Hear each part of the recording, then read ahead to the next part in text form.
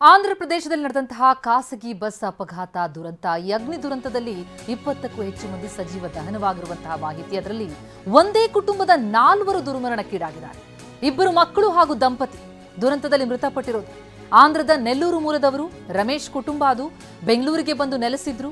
ಆದರೆ ಈ ಬಸ್ ದುರಂತ 4 ಬಲಿ ಪಡೆದಿದೆ. ದಂಪತಿ ಮತ್ತು ಅವರ ಮಕ್ಕಳು ಗೊಳ್ಳ ರಮೇಶ್, ಅವರ ಪತ್ನಿ ಅನುಷಾ, ಮಕ್ಕಳಾದ ಶಶಾಂಕ್ ಮತ್ತು ಮನ್ವಿತ್ 4 ಕೂಡ ಈ ಬಸ್ ದುರಂತದಲ್ಲಿ ದಾರುಣ ಅಂತ್ಯ ಕಂಡಿದ್ದಾರೆ. ಸಜೀವ ದಹನವಾಗಿದ್ದಾರೆ. ಖಾಸಗಿ ಬಸ್ ಹೊತ್ತಿ ಉರಿತು.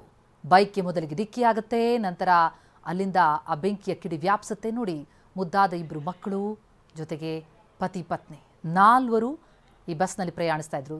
ದೀಪಾವಳಿಗೆ ಊರಿಗೆ ಹೋಗಿರ್ತಾರೆ. ಅದನ್ನು ಮುಗಿಸಿ ವಾಪಸ್ ಆಗ್ತಾ ಇದ್ದಂಥ ಸಂದರ್ಭದಲ್ಲಿ ಸಜೀವ ದಹನ. ಈ ಬಗ್ಗೆ ಇನ್ನಷ್ಟು ಮಾಹಿತಿ ಪಡೆಯೋಣ. ನಮ್ಮ ಪ್ರತಿನಿಧಿ ಭೀಮೇಶ್ ಸಂಪರ್ಕದಲ್ಲಿದ್ದಾರೆ.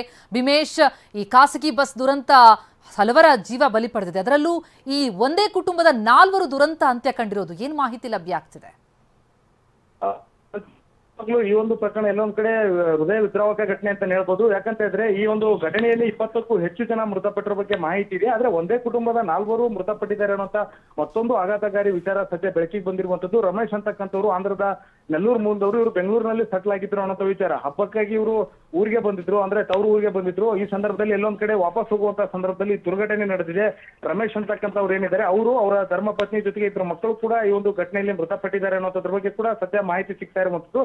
ಒಂದೇ ಕುಟುಂಬದ 4 ಏನು ಮೃತಪಟ್ಟಿದ್ದಾರೆ, ಇದು ಎಲ್ಲೊಂದ್ ಕಡೆ ಆಘಾತಕಾರಿ ವಿಚಾರ ಅಂತ ಸದ್ಯ ಸ್ಥಳೀಯ ಪೊಲೀಸರು ಕೂಡ ಹೇಳ್ತಾ ಇರುವಂತದ್ದು. ಎಲ್ಲೊಂದ್ ಕಡೆ ಇಲ್ಲಿ ಏನು ರಮೇಶ್ ಮೃತ ಕುಟುಂಬಸ್ಥರಿದ್ದಾರೆ, ಸದ್ಯ ಸಂಬಂಧಪಟ್ಟ ಸಾಕ್ಷ್ಯಗಳನ್ನು ಕೂಡ ಸದ್ಯ ಪೊಲೀಸರು ಕೂಡ ಕಲೆಕ್ಟ್ ಮಾಡಿರುವಂತದ್ದು.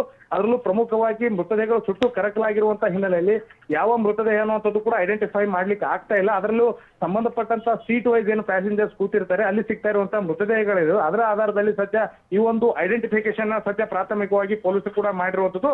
ಆದ್ರೆ ಈಗಾಗಲೇ ಸಂಬಂಧಪಟ್ಟ ಅಧಿಕಾರಿಗಳು ಹೇಳ್ತಾ ಇರುವಂತದ್ದು ಈ ರೀತಿ, ಅಂದ್ರೆ ರಮೇಶ್ ಜೊತೆಗೆ ಅವರ 3 ಕುಟುಂಬಸ್ಥರು, ಅಂದ್ರೆ ಒಟ್ಟು 4 ಜನ ಏನ್ ಮೃತಪಟ್ಟಿದ್ದಾರೆ, ಸಂಬಂಧಪಟ್ಟ ಅಧಿಕೃತವಾಗಿ ಈ ಒಂದು ನಾವು ಆದೇಶವನ್ನು ಹೊರಡ್ತೀವಿ, ಅಂದ್ರೆ ಮಾಹಿತಿಯನ್ನ ಕೊಡ್ತೀವಿ. ಅದರ ಸತ್ಯ ಪ್ರಾಥಮಿಕ ಮಾಹಿತಿ ಅಂತ ಹೇಳಿ ಇಲ್ಲಿನ ಅಧಿಕಾರಿಗಳ ಒಂದು ತಂಡ ಹೇಳ್ತಾ ಇರುವಂತದ್ದು. ಜೊತೆಗೆ ಇಲ್ಲಿ ಮೃತರ ಒಂದು ಸಾಕ್ಷ್ಯ, ಅವ್ರಿಗೆ ಸಂಬಂಧಪಟ್ಟಂತ ವಸ್ತುಗಳಾಗಿರ್ಬೋದು ಮತ್ತು ಅವ್ರ ಕಳೆಬರ ಅಂದ್ರೆ ಮೃತದೇಹಗಳೇನಿದೆ ಅವುಗಳನ್ನ ಪಕ್ಕದಲ್ಲೇ ಟೆಂಟ್ ಅನ್ನ ಮಾಡಿ ಅವುಗಳನ್ನ ಶಿಫ್ಟ್ ಮಾಡಿ ಮರಣೋತ್ತರ ಪರೀಕ್ಷೆ ಮಾಡ್ತಾ ಇದ್ರೆ, ಜೊತೆಗೆ ತಜ್ಞರ ಮೂಲಕ ಅವುಗಳ DNA ಪರೀಕ್ಷೆ ಮಾಡ್ಲಿಕ್ಕೂ ಕೂಡ ಸದ್ಯ ಜಿಲ್ಲಾಡಳಿತ ಮುಂದಾಗಿರುವಂತದ್ದು.